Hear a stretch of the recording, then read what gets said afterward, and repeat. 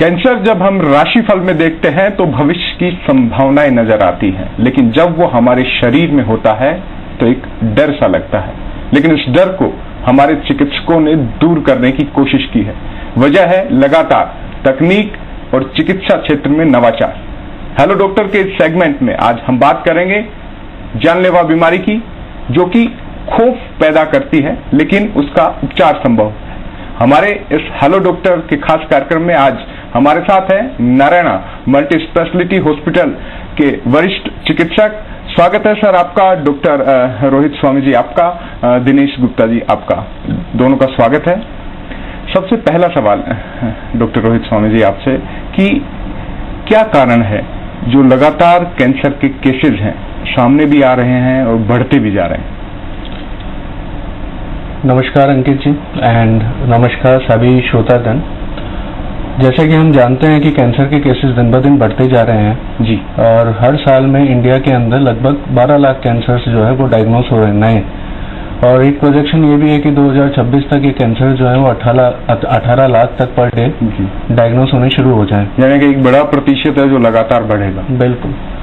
मुख्य कारण है जिस कारण से कैंसर बढ़ रहे हैं वो तो हमारी जो सबसे इम्पोर्टेंट है वो बैड हैबिट्स हैं, जिसके अंदर धूम्रपान, ये स्मोकिंग जी, धूम्रपान कहते हैं जिसे, या फिर ओरल टोबैको यूज करें हम जी, खैनी की तरह या गुटखे की तरह। इसके अलावा जो नए कारण आजकल उत्पन्न हो रहे हैं वो है बढ़ता हुआ air pollution, water pollution, insecticide कीटनाशक का एक्सेस यूज करना। इसके अलावा पॉपुलेशन जो है उसमें भी ग्रोथ हो रही है। ओल्ड पॉपुलेशन जो है जिन्हें हम वरिष्ठ नागरिक बोलते हैं वो भी इंक्रीज हो रही है जी।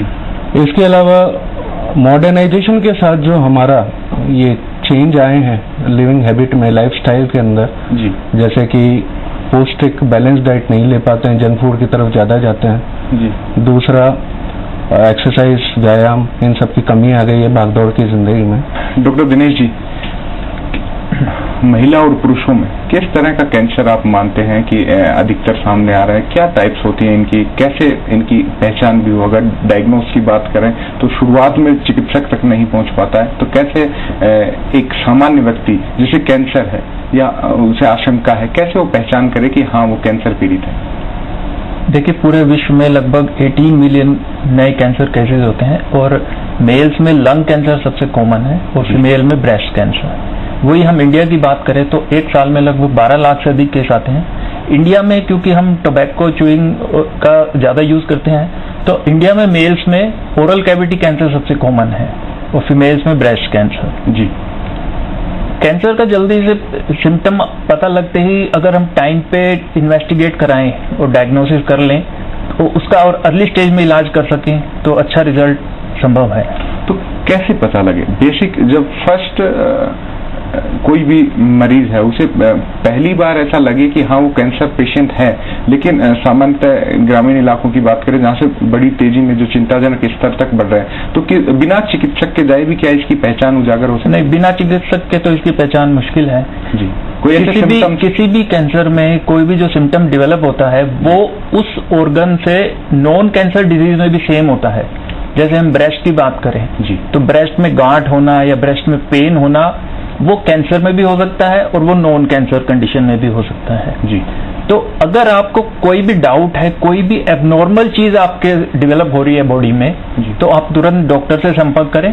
डॉक्टर उसको देख के उसकी इन्वेस्टिगेशन करेगा, बायोप्सी करेगा, तभी हम कैंसर का पता लगा सकते हैं। जिस तरह से डॉक्टर रोहित स्वामी जी लगातार मामले बढ़ रहे हैं, तो क्या डरने की आवश्यकता है? डर है, भय जो एकदम से मरीज? देखिए, कैंसर की डायग्नोसिस डेफिनेटली डिसहार्टन कर देती है पेशेंट को, पर इससे भयभीत होने की कोई जरूरत नहीं है, क्योंकि अगर हम इनिशियल स्टेज में कैंसर को डायग्नोस कर लेते हैं, लापरवाही ना करते हैं, तुरंत चिकित्सक से मिलते हैं और अर्ली स्टेज में अगर इसको डायग्नोस करते हैं, जैसे स्टेज 1 से स्टेज 3 तक, तो पूरी तरह से बीमारी सही होने के काफी अच्छे चांसेस होते हैं। अगर मैं बात करूं नारायणा मल्टी स्पेशलिटी हॉस्पिटल की, तो कोई व्यक्ति पहली बार वहां जाता है जो सस्पेक्टेड है कि उसे कैंसर हो सकता है, तो किस तरह की प्रक्रिया रहती है अगर हम समझना चाहें? यानी कि कोई भी व्यक्ति किसी अस्पताल में जाता है तो किस तरह की प्रक्रिया की दौर से गुजरता है प्रारंभिक तौर? जैसे कि एक एग्जाम्पल हम लेते हैं कि किसी को ब्रेस्ट के अंदर गांठ है और वो उसको लेके हॉस्पिटल के अंदर आई है, तो सबसे पहला काम होता है कि इमेजिंग करें, मेमोग्राम देखें उनका कि मेमोग्राम में ये गांठ जो है ये बेनाइन है या कैंसर की गांठ लग रही है जी, कैंसर की गांठ लगने के बाद हम उसकी बायोप्सी करते हैं। स्टेजिंग के लिए हमें जो है सिटी स्कैन या पेट स्कैन की सहायता लेनी होती है। उसके बाद तीनों मॉडलिटीज जो होती है कैंसर के ट्रीटमेंट की, सर्जरी, रेडिएशन और मेडिकल ऑन्कोलॉजी जी, ये साथ में बैठ के एक प्लान बनता है कि पहले सर्जरी दें कि पहले कीमो दें, रेडिएशन कब देना है, ये एक पूरा प्लान बना के ट्रीटमेंट शुरू किया जाता है। सामान्यतः भारत में एक ही तरह के कैंसर के रोगी ज्यादा हैं, जैसे बातचीत की महिला और पुरुषों में, तो क्या क्या और हैं जो सामने आ रहे हैं या डायग्नोस्ट हो रहे हैं? देखिए, सबसे ज्यादा कॉमन अभी हेड एंड नेक कैंसर ही चल रहा है तंबाकू के कारण। हेड एंड नेक के अंदर जीभ, मुंह, गला और अपना ईसोफेगस, ये सब आते हैं। उसके बाद लंग कैंसर काफी कॉमन है, ब्रेस्ट कैंसर कॉमन है। इसके अलावा एंडोमेट्रियल कैंसर, सर्वाइकल कैंसर, ये भी फीमेल में काफी कॉमन है। इसके अलावा मांसपेशियों के कैंसर जिन्हें हम सार्कोमा बोलते हैं, हड्डियों के कैंसर जो कि ऑस्टियोसार्कोमा कहलाते हैं, विंग सार्कोमा कहलाते हैं। और अगर हम ब्लड की तरफ जाएं तो काफी सारे ल्यूकीमियाज, लिम्फोमा, मल्टीपल माइलोमा, ये सारे कैंसर्स भी बढ़ रहे हैं। दिनेश जी, किस तरह से जो लक्षण है वो एक मरीज के जब सामने आए तो कैसे खुद सतर्कता बरते? हाँ, पहली बात आप कह चुके हैं कि हॉस्पिटल तो जाए, तो वो किस तरह के लक्षण आने के बाद हॉस्पिटल जाए और चरणबद्ध तरीके से इलाज की प्रक्रिया शुरू हो? देखिए, जो हम लक्षण की बात करते हैं तो कुछ लक्षण होते हैं ऑर्गन स्पेसिफिक और कुछ नॉन स्पेसिफिक होते हैं। जैसे हम ब्रेस्ट की ही बात करें तो ब्रेस्ट में गांठ होना, ब्रेस्ट में पेन होना, निप्पल से डिस्चार्ज होना, ये लक्षण ऐसे हैं जो हमें ब्रेस्ट कैंसर की तरफ इशारा करते हैं। लेकिन कुछ लक्षण ऐसे होते हैं जैसे हड्डियों में दर्द होना, खांसी आना, वजन कम होना, भूख कम होना, कमर में दर्द होना, खून में हीमोग्लोबिन की कमी होना, पीलिया होना, ये सिम्टम ऐसे हैं जो हमें किसी एक पर्टिकुलर कैंसर की तरफ इशारा नहीं करते हैं जी। तो कोई भी कैंसर, कोई भी सिम्टम डेवलप होने पर हमें उसको इन्वेस्टिगेट करना पड़ता है। फिर जैसी फाइंडिंग्स आती हैं रिपोर्ट में, उसके हिसाब से नेक्स्ट स्टेप लिया जाता है। सिम्टम्स की बात हमने की, अगर उपचार की बात करें तो किस तरह की उपचार की प्रक्रिया है? कैसे अधिकतर लोग जब उन्हें रोग का पता लगता है तो एक तरह से मानसिक अवसाद में भी चले जाते हैं, तो दोहरी जिम्मेदारी आप जैसे चिकित्सक की हो जाती है कि उस अवस्था से भी बाहर लाएं और कैंसर से भी बाहर लाएं। किस तरह का उपचार आप मानते हैं अभी specially Narayana multi speciality hospital और अन्य जो तकनीक डेवलप हो रही है वहां पर है? तो देखिए, कैंसर के उपचार के अंदर हमें हमेशा 3 चीजों का सहारा लेना होता है। एक सर्जरी होता है जी, एक मेडिकल ऑन्कोलॉजी होता है जिसके अंदर हम कीमो, टारगेटेड हार्मोनल इम्यूनोथेरेपी देते हैं, और एक होता है रेडिएशन थेरेपी जी। पेशेंट की स्टेज, टाइप ऑफ कैंसर, ये चीज इस चीज पे डिपेंड होता है कि वेदर उनको केवल कीमो देनी है कि सर्जरी, कीमो और रेडिएशन ट्रिपल मॉडलिटी देनी है कि डबल मॉडलिटी देनी है जी।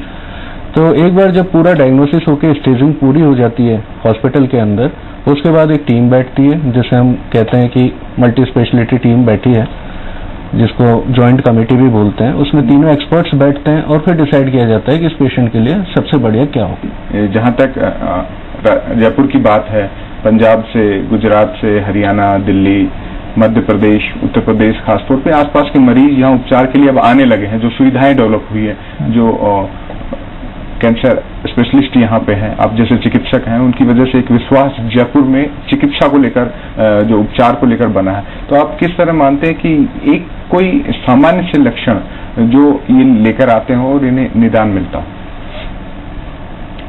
सामान्य से लक्षण का पता लगते ही सबसे पहले मरीज जो है अपने लोकल एरिया में डॉक्टर को दिखाता है जी जी। वो डॉक्टर उसको एग्जामिन करने के बाद ये क्या लगता है उसको सिंपल बीमारी है या कैंसर हो सकता है, वो उस हिसाब से उसकी टेस्टिंग कराता है जी। अगर किसी टेस्ट में कैंसर की तरफ इशारा होता है तो फिर वो उसको हायर सेंटर पे रेफर करता है जो कैंसर स्पेशलिस्ट हॉस्पिटल है। कैंसर के लिए कोई टेस्ट स्पेसिफिक जिसका कोई नाम ऐसा हो कि जो जिससे डायग्नोस होता हो? बेसिकली कैंसर कंफर्म करने के लिए सिर्फ बायोप्सी और एफएनएसी टेस्ट है जी, जिसकी बायोप्सी और एफएनएसी रिपोर्ट के बिना कैंसर का इलाज शुरू करना संभव नहीं है जी। इसके अलावा सीटी स्कैन, एमआरआई और पैट स्कैन टेस्ट वगैरह ये देखने के लिए होते हैं कि वो कैंसर कहाँ कहाँ फैल चुका है जी। चूंकि खासतौर पर बात करें सर्जरी की, बेहद अहम हो जाता है कि जब तक सर्जरी बेहतर तरीके से पूरी तरह रिमूव नहीं किया जाए तो उसमें परेशानी रहती है। लेकिन सर्जरी के साथ साथ उनमें जो दवाओं का भी महत्व बेहद अहम रहता है कि जो ट्रीटमेंट चले तो चरणबद्ध तरीके से चले, तो किस तरह की डोज उन्हें दी जानी है, किस मात्रा में दी जानी है और कैसे उन्हें अन्य जो प्रभाव है उनसे दूर रखते हुए कैंसर का उपचार करना है। तो क्या चुनौतियां आप अभी मानते हैं कि अभी भी क्षेत्र में है? चुनौतियां इस क्षेत्र के अंदर यह है कि अभी भी जो पेशेंट्स आते हैं वो थोड़ा सा एडवांस स्टेज में ही आते हैं। जी जी। एक तो जागरूकता की थोड़ी कमी है, डायग्नोस होने के बाद भी कुछ पेशेंट जो होते हैं वो लापरवाही कर जाते हैं। जी। दूसरी चुनौतियां ये है कि कंप्लायंस, एक बार आ भी गए, दिखा लिया, ट्रीटमेंट शुरू हुआ, फिर 1 महीने तक नहीं आए या 2 महीने तक नहीं आए, तो जो इफेक्ट है, ट्रीटमेंट का इफेक्ट है, जैसे कि कीमोथेरेपी या टारगेटेड थेरेपी का जो इफेक्ट है वो खत्म हो जाता है। जी। और वो जो क्योर रेट है, जो उनको सही होने की जो रेट है, वहां तक पहुंच नहीं पाता। फिलहाल वक्त है एक ब्रेक का, और ब्रेक के बाद भी हम कैंसर से जुड़ी भ्रांति और सच पर ऐसे ही बातचीत करते रहेंगे।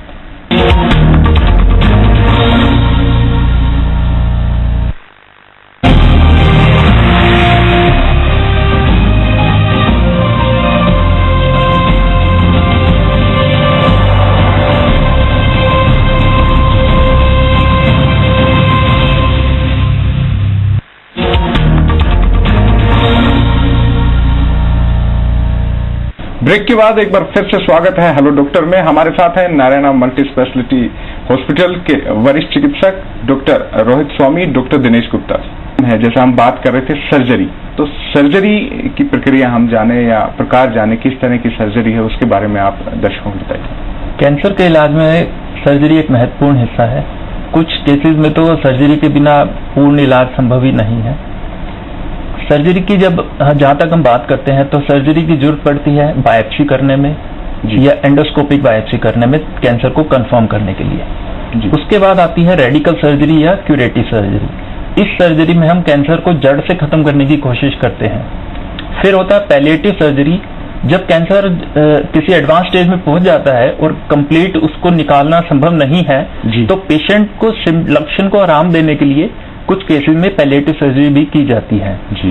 इसके अलावा आजकल प्लास्टिक सर्जरी और रिकंस्ट्रक्टिव सर्जरी कैंसर सर्जरी का एक महत्वपूर्ण पार्ट है। जी जी। लोगों के मन में कैंसर सर्जरी के लिए भ्रम बहुत है कि कैंसर सर्जरी करने से कैंसर फैल जाएगा। एक्चुअल में ऐसा नहीं है। अगर कैंसर एक लिमिटेड स्टेज पे है और उसकी ढंग से टाइम पे सर्जरी की जाए तो अच्छा रिजल्ट संभव है। सर्जरी की जैसे आपने बात की, वो भ्रांति बेहद अहम है। कौन कौन से अंग है जहां पर अगर आप सर्जरी कर रहे हो तो वहां से फैलने की संभावना बेहद कम होती है, वहां पर अगर आप सर्जरी कराते हो तो उसकी जो सक्सेस रेट है वो भी बेहतर है? नहीं, सर्जरी की सक्सेस रेट ऑर्गन पे डिपेंड नहीं है। हर ऑर्गन से सक्सेसफुल सर्जरी संभव है। जी। सर्जरी की रेट में प्रॉब्लम तब आती है जब सर्जरी एडवांस है और हम जब ऑपरेशन के लिए कोशिश करते हैं तो हम उसको पूरी तरह से रिमूव नहीं कर पाते। जी। तो जो ऑर्गन सरफेस पे हैं, जैसे ब्रेस्ट या कोई मांसपेशियों का ट्यूमर, वो हमें पहले से ही पता लगता है इमेजिंग में कि क्या साइज है, हम उसको अच्छे से क्योर कर पाएंगे या नहीं। लेकिन कुछ एब्डोमेन के अंदर के कैंसर्स ऐसे होते हैं जो बाहर से टेस्टिंग के बावजूद भी जब ऑपरेशन करते हैं तो वो एडवांस निकल आते हैं और उनमें कंप्लीट सर्जरी कई बार पॉसिबल नहीं हो पाती। लेकिन अगर सर्जरी बीमारी कंट्रोल है तो सर्जरी का रिजल्ट अच्छा आएगा। ऑर्गन प्रिजर्वेशन की अगर हम बात करें तो वो कितना महत्वपूर्ण है इस पूरी प्रक्रिया में? पहले जो कैंसर सर्जरी की जाती थी उसमें कैंसर ग्रस्त हिस्से को निकाल दिया जाता था। लेकिन आजकल नई टेक्निक आ गई है। समय के साथ स्टडीज होने पे, ट्रायल्स होने पे हमारी सर्जरी की टेक्निक में डेवलपमेंट आई है। जी। जैसे हम बात करें ब्रेस्ट कैंसर की, तो पहले ब्रेस्ट कैंसर की सर्जरी में पूरी ब्रेस्ट को हटा दिया जाता था, लेकिन उसको हम मैस्टेक्टमी बोलते हैं। लेकिन अब एक नई टेक्निक है जिसमें ब्रेस्ट कंजर्विंग सर्जरी बोलते हैं। उसमें सिर्फ ब्रेस्ट के कैंसरग्रस्त हिस्से को निकाला जाता है और प्लास्टिक सर्जरी करके वापस रिकंस्ट्रक्ट कर दिया जाता है। डॉक्टर रोहित, बात करें ब्लड कैंसर की, बड़ी तादाद है इनकी भी, संख्या लगातार बढ़ रही है। किस तरह के इनमें शुरुआती लक्षण है, उपचार क्या है, क्या विधि है? देखिए, ब्लड कैंसर के लक्षण के अंदर जो मोस्ट कॉमन जो लक्षण होते हैं उसके अंदर यही होता है कि कंटिन्यूस फीवर है, बार बार एंटीबायोटिक्स ले ली है, फिर भी फीवर कम नहीं हो रहा है, जो रक्त की कोशिकाएं वो ज्यादा है या कम है नॉर्मल रेंज से, कहीं से ब्लीडिंग हो रहा है, शरीर पे लाल लाल चकत्ते हो रहे हैं प्लेटलेट की कमी के कारण जी, या फिर शरीर के अंदर गांठें शुरू हो रही है, गर्दन में गांठें हैं, दोनों कांख के अंदर गांठें हैं, ये सारे सिम्टम्स ब्लड कैंसर की तरफ जाते हैं। तो उपचार की बात करें तो किस तरह का उपचार फिलहाल नारायण मल्टी स्पेशलिटी हॉस्पिटल और में उपलब्ध है, और कैसे एक मरीज मानसिक रूप से सिक्योर रहे कि हाँ उपचार के लिए जा रहा है तो वो ठीक होके ही निकलेगा बाहर? तो ब्लड कैंसर जो होते हैं वो लार्जली क्योरेबल होते हैं, उनके सही होने के चांसेस बहुत ही अच्छे होते हैं। जनरली ब्लड कैंसर को 3 में डिवाइड कर सकते हैं हम ग्रॉसली, लिथीमिया, लिम्फोमा और मल्टीपल माइलोमा। लिथीमिया और लिम्फोमा की क्योर रेट काफी अच्छी होती है, 60 से 70% या उसके ऊपर ही होती है। ये किस तरह का होता है, थोड़ा सा दर्शकों को बताएंगे तो? क्योंकि तो लिथीमिया जो होता है उसको हम बोलते हैं एक्यूट ब्लड कैंसर। एक्यूट भी हो सकता है, क्रोनिक भी हो सकता है, पर इसमें कैंसर के सेल ब्लड में रहते हैं और बोन मैरो में रहते हैं। जब लिम्फोमा होगा तो कैंसर के सेल ब्लड में नहीं होंगे वो ब्लड कैंसर के सेल, पर वो लिम्फेटिक में जाके लिम्फ नोड में गांठें बना लेते हैं और बाकी ऑर्गन्स के अंदर जाके बैठ जाते हैं। और मल्टीपल माइलोमा हमारे शरीर के, हमारे ब्लड के उन सेल्स का कैंसर है जो एंटीबॉडीज बनाते हैं। जी। इम्यूनोथेरेपी के बारे में भी लगातार सुन रहे हैं और उसका असर भी बेहतर आ रहा है। पिछले 4-5 साल में एक रिसेंट एडिशन है कैंसर के ट्रीटमेंट में इम्यूनोथेरेपी। जब किसी भी मनुष्य के शरीर के अंदर कैंसर होता है तो मनुष्य के रोगों से लड़ने वाले जो सेल है, जिन्हें हम WBC बोलते हैं, सफेद रक्त कोशिका बोलते हैं, उनको कैंसर सेल सिग्नल देते हैं कि हम नॉर्मल सेल हैं बॉडी के। तो हमारे ही जो WBC है, जो हमारे रक्षक हैं, वो उनसे लड़ते नहीं है। इम्यूनोथेरेपी में हम कीमो की तरह ही दवाइयां देते हैं, जो अलग दवाइयां हैं इम्यूनोथेरेपीज, वो जाके हमारे ही बॉडी के इम्यून सिस्टम को एक्टिवेट करती है और हमारे बॉडी के WBCs को टारगेट देती है कि ये सेल्स जो हैं, ये मेल फंक्शनिंग सेल है, कैंसर सेल है, इनको डिस्ट्रॉय करें। डॉक्टर दिनेश गुप्ता जी, बात करें कैंसर प्रिवेंशन की, तो किस तरह किया जा सकता है, क्या करना चाहिए? कैंसर प्रिवेंशन का मतलब है हम कैंसर को अपने शरीर में बनने ही ना दें। WHO के अनुसार 30 से 50% कैंसर प्रिवेंट किए जा सकते हैं। इसमें कैंसर का सबसे मुख्य कारण है स्मोकिंग, टोबैको एंड अल्कोहल। एक रिपोर्ट के अनुसार एक साल में लगभग 6 मिलियन डेथ होती है टोबैको के कारण। तो अगर हम टोबैको का सेवन बंद कर दें, तंबाकू का सेवन और अल्कोहल का सेवन बंद कर दें, तो बहुत से कैंसर प्रिवेंट किए जा सकते हैं। इसके बाद आता है कुछ वायरस है जिनकी वैक्सीन अवेलेबल है, जैसे हेपेटाइटिस बी और HPV। अगर ये वैक्सीन टाइम पे लग जाए तो इनसे होने वाला कैंसर, जो कि लीवर कैंसर और सर्विक्स कैंसर है, वो उनकी हम प्रिवेंशन कर सकते हैं।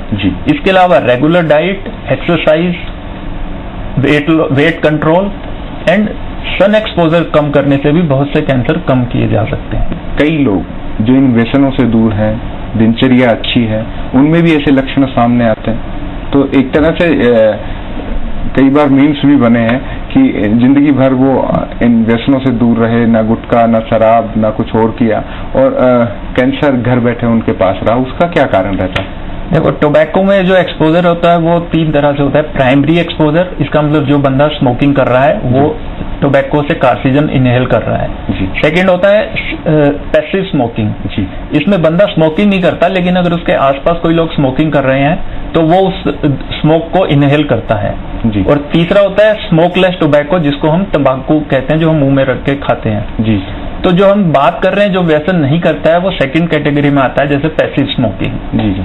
लेकिन अगर हम एग्जाम्पल की बात करें तो स्मोकिंग करने वाले 100 में से 10 लोगों को कैंसर हो सकता है, लेकिन स्मोकिंग ना करने वाले किसी एक को होगा 100 में से। तो कैंसर की स्क्रीनिंग बेहद इंपॉर्टेंट है। जब तक स्क्रीनिंग नहीं होगी पता नहीं लगेगा। तो किस तरह स्क्रीनिंग के फेज में आना चाहिए, या कितने इम्पोर्टेंट इस रोग के लिए है? देखिए, स्क्रीनिंग का मतलब है कि एक पर्टिकुलर एज में आने के बाद बिना कोई लक्षण होने के बावजूद आप डॉक्टर से मिलते हैं और कुछ टेस्ट रेगुलर इंटरवल में कराते हैं। इसका फायदा यह है कि अगर कोई भी कैंसर होने वाला है तो वो जल्दी पकड़ा जाए और तुरंत उसका ट्रीटमेंट हो जाए। 4 ऐसे कैंसर है जिसमें स्क्रीनिंग का फायदा आया है, जिसमें सबसे पहले अपन लेते हैं कार्सिनोमा ब्रेस्ट। तो कार्सिनोमा ब्रेस्ट में ये बोला गया है कि 45 साल से ज्यादा उम्र में साल में एक बार मेमोग्राम कराना है, और 45 से 54 तक, 54 के बाद आप 3 साल में एक बार मेमोग्राम करा सकते हैं। दूसरा हमारा कोलोरेक्टल कैंसर है, जो बड़ी आंत का है, रेक्टम का कैंसर है।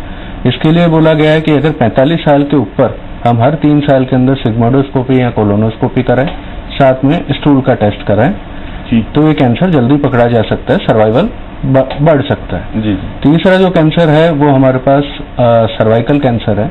सर्वाइकल कैंसर में 21 से 29 ईयर ओल्ड फीमेल को पैप स्मीयर कराना है ईयरली, और 29 के बाद every 3 year to 5 year pap smear के साथ में HPV कराना है जी। और फोर्थ जो है वो स्मोकर्स के लिए है जी।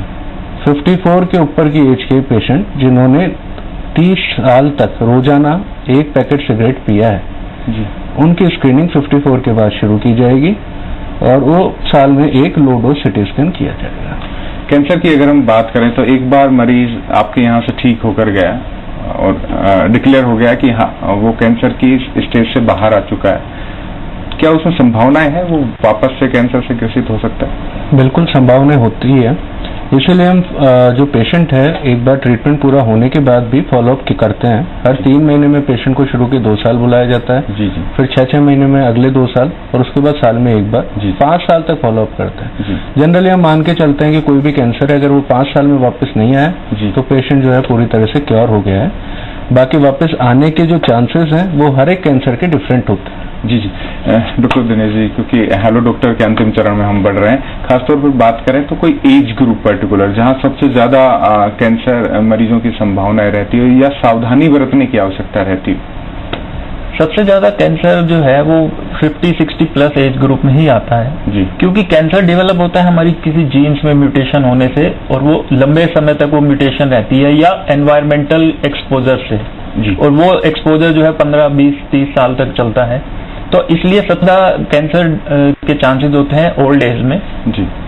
50, 60, 70 प्लस एज में जी। और इन्हीं एज ग्रुप को सबसे ज्यादा जरूरत है केयर की, टेस्टिंग की और कोई भी सिम्टम होते ही सबसे टाइम पे डॉक्टर से मिलने की। स्क्रीनिंग प्रोग्राम भी इसीलिए हम इसी एज में शुरू करते हैं 45 से 50। बिल्कुल रोहित जी, अंतिम में एक बात आपसे, क्या बचाव क्या रखें सामान्य तौर पर?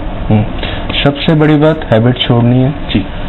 टोबैको प्रोडक्ट कोई भी हो कैसा भी हो यूज नहीं करना है जी। अल्कोहल का एक्सेसिव यूज नहीं करना है, व्यायाम बराबर करना है, हेल्दी लाइफस्टाइल जो है और जो बैलेंस डाइट है उस पर ध्यान रखना है, सब्जियां रॉ वेजिटेबल्स रफेज बढ़ाने हैं जी। रेड मीट अवॉइड करना है, ज़्यादा स्पाइसी खाने नहीं खाने हैं, सॉल्ट जो है जैसे सॉल्टेड फिश वगैरह होती है उन सबको अवॉइड करना है, यानी कि अपने आचार विचार और व्यवहार में उसमें आपको सुधार लाना है। बिल्कुल हमारे हाथ में यही है, बाकी पॉल्यूशन वगैरह तो हम कंट्रोल कर नहीं सकते। बिल्कुल। हेलो डॉक्टर में फिलहाल इतना ही। आज हमारे साथ इस खास सेगमेंट में थे नारायणा मल्टी हॉस्पिटल के डॉक्टर रोहित स्वामी जी और डॉक्टर दिनेश गुप्ता जी, आप दोनों का बहुत बहुत धन्यवाद।